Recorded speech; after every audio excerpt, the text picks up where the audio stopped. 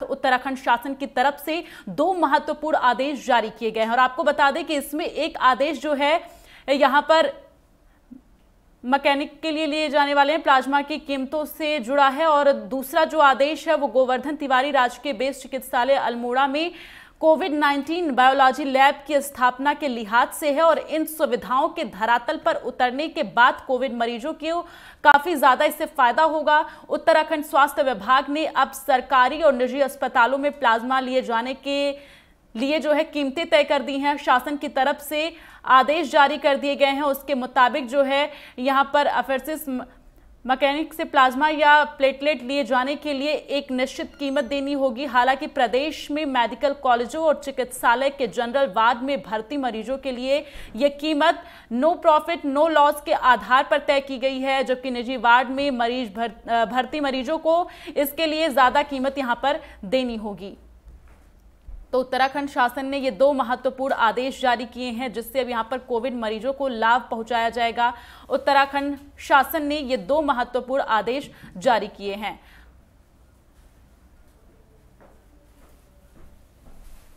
तो कोविड-19 के लिए स्थापित होगी बायोलॉजी लैब।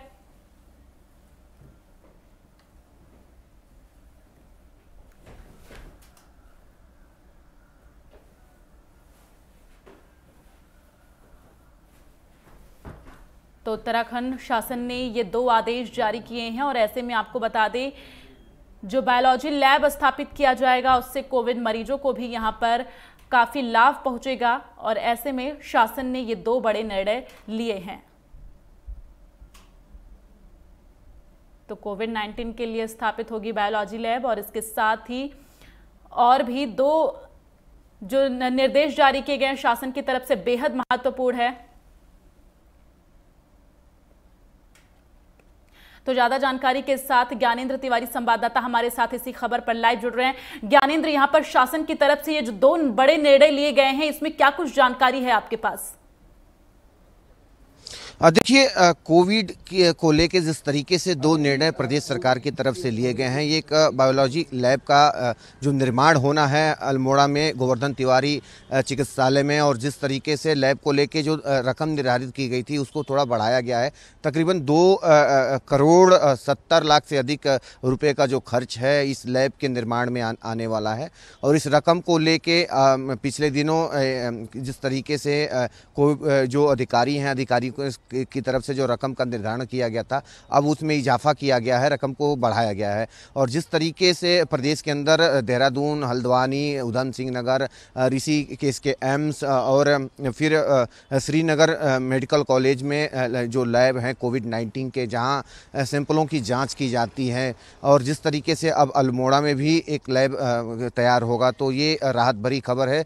दूसरी तरफ अगर हम देखें जिस तरीके से प्रदेश के अंदर कोरोना के मरीजों की ठीक होने की जो गति है लगातार बढ़ती चली जा रही है। जिस तरीके से 52,000 से अधिक जो केस हैं प्रदेश के अंदर अभी तक देखने को मिले हैं जो कोरोना के मरीज हैं। हालांकि राहत की बात यह है कि 43,000 से अधिक जो कोरोना के मरीज हैं वो ठीक होकर अपने घरों को जा चुके हैं। यानी कि जो मरीजों की ठीक होने की गति है लगातार बढ़ रही है और सरकार की इस ओर कहीं ना कहीं एक पहल भी की जा रही है कि जो मरीजों की ठीक होने की गति है उनको इजाफा करने के लिए हर संभव कोशिश की जा रही है। यही वजह है कि जो प्लाज्मा और प्लेटलेट्स को लेके जो सरकार कोरोना पर नियंत्रण कसने के लिए दावे कर रही थी, ऐसे में अब माना जा सकता है कि सरकार इसको लेकर पूरी तरह से प्रतिबद्ध है, क्योंकि कहा जा रहा है कि इस निर्णय के बाद से जो कोरोना के मरीज हैं उनको भी इसका लाभ पहुंचेगा।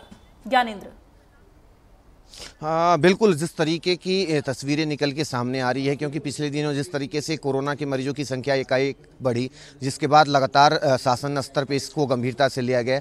और आज की अगर हम बात करें पिछले 24 घंटे में जिस तरीके से 650 केस पूरे प्रदेश भर में मिले हैं, और यही आंकड़ा अगर हम पिछले हफ्ते की देखें तो तकरीबन 1200, 1400 और 1500 के करीब कोरोना मरीजों की संख्या देखने को मिलती थी। और जो रिकवरी रेट है लगातार सुधरता चला जा रहा है पिछले दिनों के मुताबिक। और जिस तरीके से प्लाज्मा और प्लेटलेट्स को लेके जो मशीन लगाए गए हैं, मशीनों को लेके जो रकम का निर्धारण किया गया है, हालांकि शासन की तरफ से ये बात की गई है कि नो प्रॉफिट और नो लॉस के आधार पे जो प्राइवेट अस्पतालों में जो लोग भर्ती हैं उनसे भले चार्ज लिया जा रहा है, लेकिन जो सामान्य वार्ड बनाए गए हैं, जनरल वार्ड बनाए गए हैं सरकारी अस्पतालों में, प्राइवेट अस्पतालों में, वहाँ 9,000 रुपये हर एक मरीज से प्लेटलेट्स के देने के चार्ज जो हैं वो लिए जाएंगे। दूसरी तरफ जो प्राइवेट अस्पतालों में या निजी वार्ड में भर्ती हैं उनसे 12,000 रुपये का रकम लिया जाएगा।